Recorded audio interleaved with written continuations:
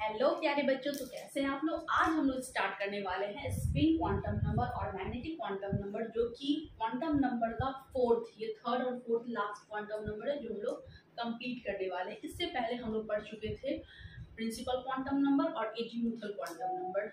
अब जो यहाँ से क्वेश्चन बनेगा, ठीक है ना, मैग्नेटिक क्वांटम नंबर और स्पिन क्वांटम नंबर से एटॉमिक स्ट्रक्चर का बहुत इंपॉर्टेंट क्वेश्चन बनता है, जो कि आईआईटी एडवांस में कई बार पूछा गया है और पूछता ही रहता है। तो यहाँ से जो क्वेश्चन बनने वाला है एटॉमिक स्ट्रक्चर का, वो बहुत ही इंपॉर्टेंट क्वेश्चन है होगा। ठीक है, तो चलिए हम स्टार्ट करते हैं quantum number, magnetic quantum number. इससे पहले हम लोग देख चुके थे प्रिंसिपल क्वांटम नंबर। क्या समझते हो आप क्वांटम नंबर से? क्या है quantum number?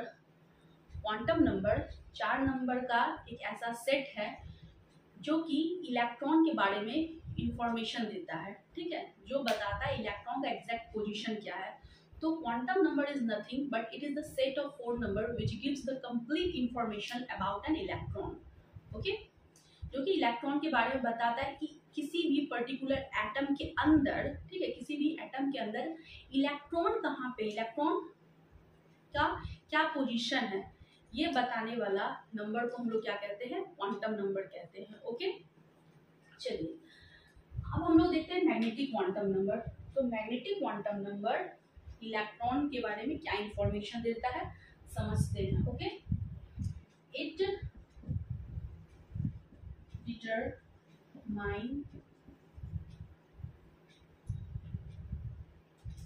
Determine the total number of orbital in a subshell as well as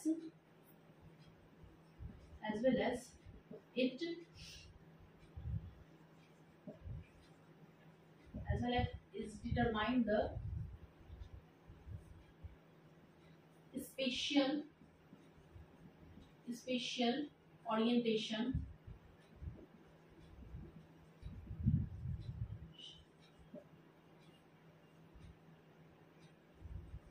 electron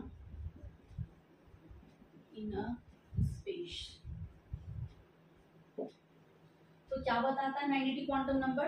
magnetic quantum number बताता है कि किसी भी सबसेल के अंदर, ठीक है, किसी भी सबसेल में टोटल नंबर ऑफ ऑर्बिटल की संख्या कितनी है। ठीक है, तो मैग्नेटिक क्वांटम नंबर क्या बताता है? मैग्नेटिक क्वांटम नंबर बताता है कि किसी भी सबसेल के अंदर, ठीक है, आपको पता है कि शेल के अंदर सबशेल होता है, सबशेल के अंदर ऑर्बिटल होते हैं। ठीक है, तो किसी भी सबशेल के अंदर कितने नंबर्स ऑफ ऑर्बिटल है, ठीक है, कितने नंबर्स ऑफ ऑर्बिटल है, ये बताने वाला क्वांटम नंबर को हम लोग क्या कहते हैं? Magnetic quantum number. ओके, ये बताने वाले क्वांटम नंबर हम लोग क्या कहते हैं? Magnetic quantum number. और साथ ही साथ ये क्वांटम नंबर हमें ये भी बताता है कि ऑर्बिटल का स्पेशल अरेंजमेंट, ऑर्बिटल का स्पेशल ओरिएंटेशन क्या है। ठीक है, स्पेस में वो किस तरह से ओरिएंट कर रहा है। ठीक है, इलेक्ट्रॉन्स का अरेंजमेंट, ठीक है, इलेक्ट्रॉन्स का जो रिवॉल्व जिस तरह से कर रहा है, उसके रिवॉल्व, ठीक है, उसके रिवॉल्व करने से, ठीक है, उसके रिवॉल्व होने के कारण जो स्पेस में जो शेप क्रिएट होता है, ठीक है, जो शेप क्रिएट होता है उस, ठीक है, उसके शेप को भी कौन बताता है? Quantum number. ठीक है, उसके शेप को भी कौन बताता है? Quantum number. अगर इलेक्ट्रॉन, ठीक है, अगर इलेक्ट्रॉन स्पाइरल पाथ को फॉलो कर रहा है तो जो शेप निकल के आएगा उसे क्या कहेंगे? स्फेरिकल। ठीक है, स्फेरिकल सबशेल या एस, ठीक है, एस सबशेल भी कहेंगे। ठीक है, ओके। और अगर मान लेते हैं इलेक्ट्रॉन जो है वो डम्बल पाथ को फॉलो कर रहा है, यानी कि वो एटम के अंदर इस तरह से जो है वो अपने चक्कर लगाया, इस तरह से जो है वो रिवॉल्व कर रहा है, तो ये डम्बल शेप क्रिएट कर रहा है। तो डम्बल शेप क्रिएट, ठीक है, डम्बल शेप क्रिएट कर, स्पेस के अंदर कैसा शेप क्रिएट कर रहा है? डम्बल शेप क्रिएट कर रहा है। तो ये कौन बताएगा? मैग्नेटिक क्वांटम नंबर भी बताएगा कि स्पेशल ओरिएंटेशन क्या है इलेक्ट्रॉन का, इलेक्ट्रॉन किस तरह से ओरिएंट कर रहा है स्पेस में, किस तरह से रिवॉल्व कर रहा है, कौन से पाथ को फॉलो कर रहा है, और उस पाथ के कारण जो स्पेस निकल के आ रहा है, जो शेप निकल के आ रहा है, ठीक है, जो शेप निकल के आ रहा है वो मैग्नेटिक क्वांटम नंबर जो है डिटरमाइन करेगा। हालांकि ये हम लोग एजीमुथल क्वांटम नंबर भी देखे थे, लेकिन साथ ही साथ ये मैग्नेटिक क्वांटम नंबर भी बताता है कि अगर मान लेते हैं सबशेल है, ठीक है, अगर मान लेते हैं एस सबशेल है, तो उसमें जो ओरिएंटेशन होगा इलेक्ट्रॉन्स का एस सबशेल के अंदर, एस सबशेल के अंदर जो इलेक्ट्रॉन का ओरिएंटेशन होगा वो कैसा होगा, स्फेरिकल होगा, स्फेरिकल ओरिएंटेशन होगा। अगर हम बात करें पी सबशेल की, तो पी सबशेल के अंदर अगर हम बात करें ओरिएंटेशन की, व्हाट इज ओरिएंटेशन, तो स्पेस में किस तरह से इलेक्ट्रॉन्स रिवॉल्व कर रहा है, ठीक है, स्पेस में इलेक्ट्रॉन्स किस तरह से चक्कर काट रहा है, ठीक है ना, न्यूक्लियस का, और उससे क्या शेप निकल के आ रहा है, इसे हम लोग क्या कहेंगे, ओरिएंटेशन कहेंगे। यानी कि जो इलेक्ट्रॉन्स है, ठीक है, जो इलेक्ट्रॉन्स है वो किस तरह से डायरेक्टेड है, वो एक्स एक्सिस पे है, वो वाई एक्सिस पे इलेक्ट्रॉन डेंसिटी है, या जेड एक्सिस पे इलेक्ट्रॉन डेंसिटी है, या फिर इलेक्ट्रॉन डेंसिटी कहीं और है, ठीक है, स्फेरिकल इलेक्ट्रॉन डेंसिटी है। तो ये जो ओरिएंटेशन है ये डायरेक्शनल नेचर को बताता है कि इलेक्ट्रॉन्स, ठीक है, इलेक्ट्रॉन्स का डायरेक्शनल नेचर है या नॉन डायरेक्शनल नेचर का है। तो ओरिएंटेशन से हमें पता चलता है। जैसे कि स्फेरिकल की बात करें तो यहाँ पर जो ओरिएंटेशन निकल के आता है, ठीक है, यहाँ जो ओरिएंटेशन निकल के आता है वो नॉन डायरेक्शनल आता है, ठीक है, यानी कि इस तरह से नॉन डायरेक्शनल, यहाँ पर कोई डायरेक्शन नहीं है। अगर हम पी सबशेल की बात करें तो यहाँ पे डम्बल आता है और ये डायरेक्शनल नेचर का, तो ओरिएंटेशन कैसा हो गया, डायरेक्शनल नेचर का हो गया, ठीक है, ओरिएंटेशन कैसा हो गया, डायरेक्शनल नेचर का हो गया। तो ओरिएंटेशन से हमें क्या पता चलता है, ओरिएंटेशन से हमें ये पता चलता है कि इलेक्ट्रॉन्स का डायरेक्शनल नेचर है या नॉन डायरेक्शनल नेचर है, इलेक्ट्रॉन कौन से पाथ को फॉलो कर रहा है, ठीक है, उस पाथ से क्या शेप निकल के आ रहा है, ठीक है। तो फाइनली हमें पता चलता है इलेक्ट्रॉन्स के शेप के बारे में। ओके, क्लियर है। तो ये सब हम लोग आगे भी बात कर चुके हैं, अब हम लोग इसको आगे समझते हैं, ठीक है। जैसे कि हम बात करें पी सबशेल, एस सबशेल, ठीक है, एस सबशेल, तो एस सबशेल, तो एस सबशेल को अगर हम मैग्नेटिक क्वांटम नंबर की बात करें, थोड़ा सा मैग्नेटिक क्वांटम नंबर को हम लोग डिनोट करते हैं एम या एमएल से, ठीक है, एम या एमएल से डिनोट करते हैं।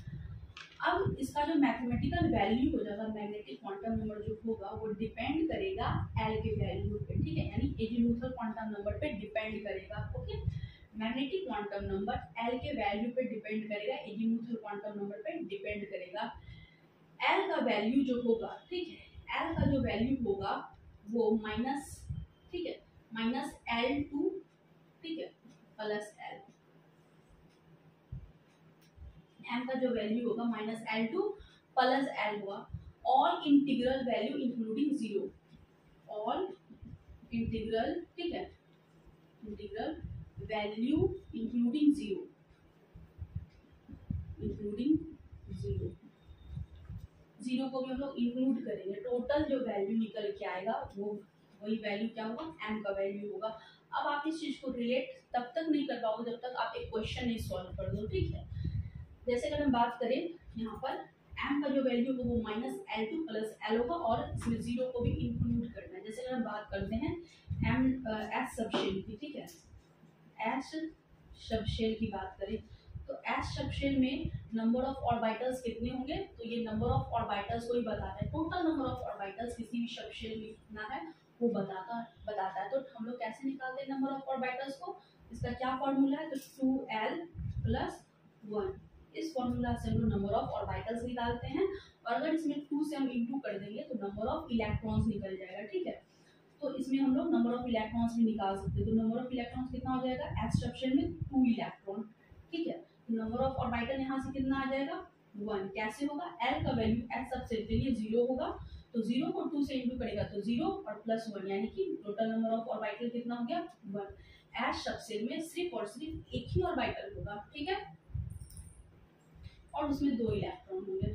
और यहाँ पर जो m का वैल्यू निकल के आएगा, ठीक है, m का जो वैल्यू निकल के आएगा, क्योंकि यहाँ पर l का वैल्यू क्या है, 0 है, तो m का ये वैल्यू क्या होगा, 0 होगा। क्लियर है। तो आप l के वैल्यू से पता कर सकते हैं कि m का वैल्यू क्या होगा। तो m का वैल्यू क्या होगा ये डिपेंड करेगा कि l का वैल्यू क्या है। ओके, तो m का वैल्यू, ठीक है, एल का वैल्यू अगर 0 है तो एम का वैल्यू क्या होगा, 0 होगा, सिर्फ एक वैल्यू होगा। ओके, चलिए अब हम बात करते हैं पी सबशेल की। पी सबशेल की बात करें तो यहाँ पर नंबर ऑफ इलेक्ट्रॉन्स कितना हो जाएगा, 6। नंबर ऑफ ऑर्बिटल्स अगर हमें निकालना है तो क्या लगाना पड़ेगा फॉर्मूला, 12 प्लस 1। एल का वैल्यू क्या होगा पी सबसेल के लिए 1। आपको बोले थे इसको रटने के लिए, एल का वैल्यू आपको रटना है पी सबसेल के लिए ज्यादा, बहुत ही सिंपल है, आप इसको बहुत ही आसानी से रख सकते हैं। एल का वैल्यू 0 होता है एस सेल के लिए, एल का वैल्यू 1 होता है पी सेल के लिए। तो यहाँ पर टोटल नंबर ऑफ ऑर्बिटल कितना निकल के आ रहा है 3, इस फॉर्मूला से 3 निकल जाएगा। अगर आप यहाँ पर 1 रखोगे तो कितना हो जाएगा 2 1 2 + 1 दैट इज 3, यानी total number of orbital in P cell is 3। Okay, तो ये हमें कैसे पता चला, तो ये हमें पता चला with the help of magnetic quantum number. Magnetic quantum number से हमें ये पता चला कि ठीक है कि पी सबसेल में टोटल 3 ऑर्बिटल होते हैं। ठीक है, पी सबसेल में टोटल 3 ऑर्बिटल होते हैं जिसमें 6 इलेक्ट्रॉन्स है। ठीक है, px उसका ओरिएंटेशन क्या होगा px py एंड pz, यानी कि एक ऑर्बिटल जो होगा वो x एक्सिस पे ओरिएंटेड होगा। ठीक है, दूसरा ऑर्बिटल p एक्सिस पे y एक्सिस पे ओरिएंटेड होगा और तीसरा ऑर्बिटल z एक्सिस पे ओरिएंटेड होगा। ये नंबर ऑफ ऑर्बिटल्स को भी बता रहा है और साथ ही साथ उसके ओरिएंटेशन को भी बता रहा है कि वो किस तरह से स्पेस में 3 डायमेंशनल स्पेस में किस तरह से ओरिएंटेड है। ओके, यानी कि यहाँ पर एक ऑर्बिटल जो होगा वो एक्स एक्सिस पे रोटेट करेगा, एक्स एक्सिस पाथ को फॉलो करेगा इलेक्ट्रॉन्स। ठीक है, इलेक्ट्रॉन्स अपने जब ये रिवॉल्व करेगा इलेक्ट्रॉन्स तो कौन से पाथ को फॉलो करेगा एक्स एक्सिस के पाथ को फॉलो करेगा। जब इलेक्ट्रॉन्स पी वाई की अगर बात करें तो इलेक्ट्रॉन जो है वाई एक्सिस को फॉलो कर रहा है, और अगर हम जेड की बात करें पीजेड की बात करें तो यहाँ पे जो ओरिएंटेशन है वो कहाँ पे पीजेड में है। इसका मतलब जो इलेक्ट्रॉन है वो इलेक्ट्रॉन जो है वो जेड एक्सिस को फॉलो कर रहा है और वो इलेक्ट्रॉन जो है रिवॉल्व कर रहा है जेड एक्सिस पे। ठीक है, अब अगर हम बात करें इसका एम की बात करें तो आपको पता है कि यहाँ पर एम का जो वैल्यू होगा वो क्या होगा, एम का जो वैल्यू होगा वो होगा -1 to +1। ठीक है, -1 to +1 और साथ ही साथ 0, यानी कि ये एक वैल्यू होगा -1, पी वाई को आप मान सकते हैं 0 और एक ऑर्बिटल को आप मान सकते हो +1। आप किसी को भी -1 किसी को भी +1 किसी को भी 0 मान सकते हो। ऐसा नहीं कि यहाँ पर पी एक्स है तो उसको आप -1 ही मानोगे हमेशा, ऐसा जरूरी नहीं है। आप इसको +1 भी मान सकते हो, आप इसको 1 मान सकते हो -1, इसे 0 मान सकते हो। ओके, तो ये हमें पता चला कि m का वैल्यू, ठीक है ना, ml का वैल्यू जो है p सबसेल या p ऑर्बिटल के लिए क्या होगा -1 से लेकर के +1 ऑल। ठीक है, ऑल इंटीग्रल वैल्यू इंक्लूडिंग 0। अब अगर हम बात करते हैं d सबसेल की, ठीक है, तो d सबसेल की बात करें तो यहाँ पर टोटल नंबर ऑफ ऑर्बिटल कितना हो जाएगा 12 + 1 का अगर हम फॉर्मूला लगाते हैं तो l का वैल्यू d के लिए कितना होता है 2 होता है, m का वैल्यू क्या हो जाएगा -2 से +2 including 0। Okay, number of electrons 10। Okay, number of orbital is 5, number of orbital is 5।